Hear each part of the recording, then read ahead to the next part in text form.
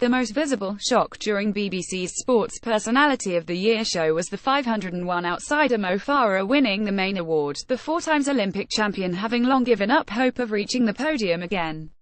But the odds are seemingly even more stacked against female nominees, with debate about the reasons why raging. The four women on the 12-strong shortlist occupied the bottom four places, accounting for just 8% of the public vote.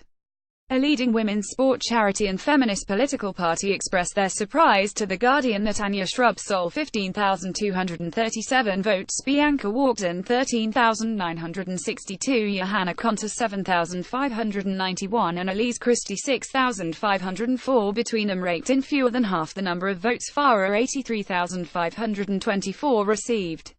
A spokeswoman for Women in Sport said the organization was at a loss to explain such dire figures.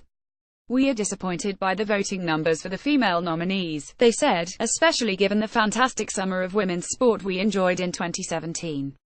The Women's Equality Party, which was conceived by Catherine Mayer and Sandy Toksvig, laid the blame at the BBC's door. Its leader, Sophie Walker, said the BBC Sports Personality of the Year assumes that men and women compete on a level playing field, when in fact broadcasters and sponsors continue to promote male athletes at the expense of women.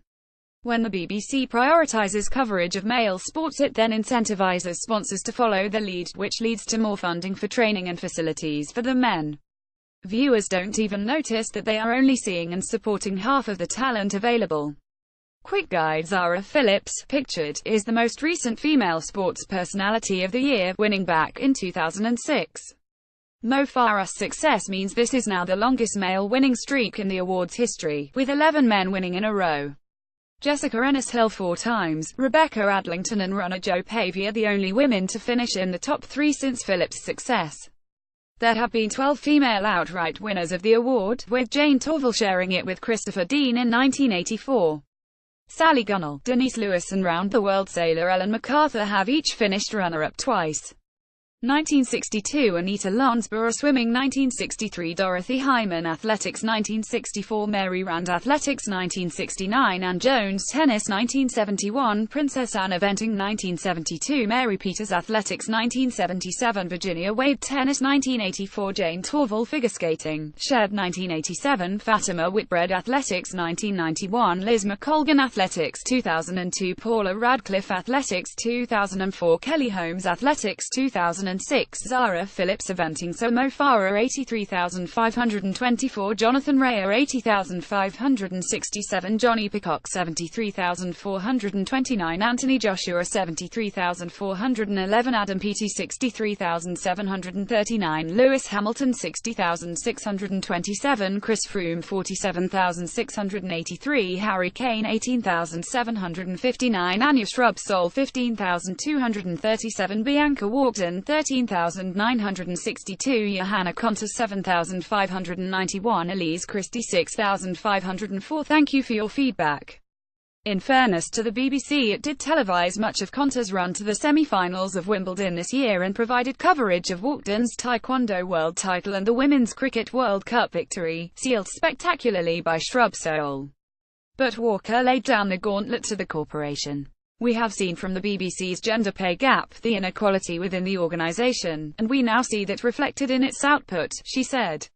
The Women's Equality Party has committed to work with sports broadcasters, asking them to pledge to double their coverage of women's sport, of all kinds, in the next 5 years, and double it again in the 5 following. There is no doubt that the 4 shortlisted women reached the pinnacle in their own sporting arenas this year. But how surprised should we be that this did not move the British public enough to pick up the phone? Is it the inevitable outcome of a lack of coverage of women's sport in the media, as the Women's Equality Party suggests? Does it reflect apathy to women's sport, unconscious sexism, or perhaps a combination of all 3 and many more factors? Equestrian Zara Phillips was the last woman to win the Spoty Award in 2006. Since then, Jessica Ennis-Hill has finished third 3 times and second once, in 2012, so there is not an aversion to all female athletes.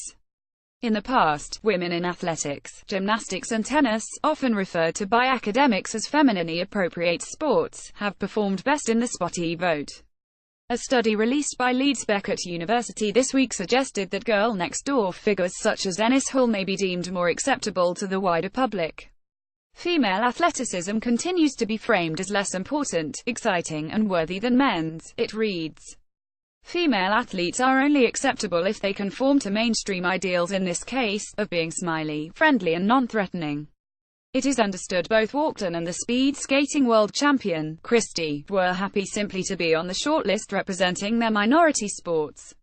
Of course, they would have liked more votes, but they are well aware of the position their disciplines occupy in the sporting pantheon. They left others to point out the disparity in the voting on their behalf. Some even suggested a separate award for women and men at future editions of Spoty, but that idea is understood to not hold much sway with either the female nominees or the BBC.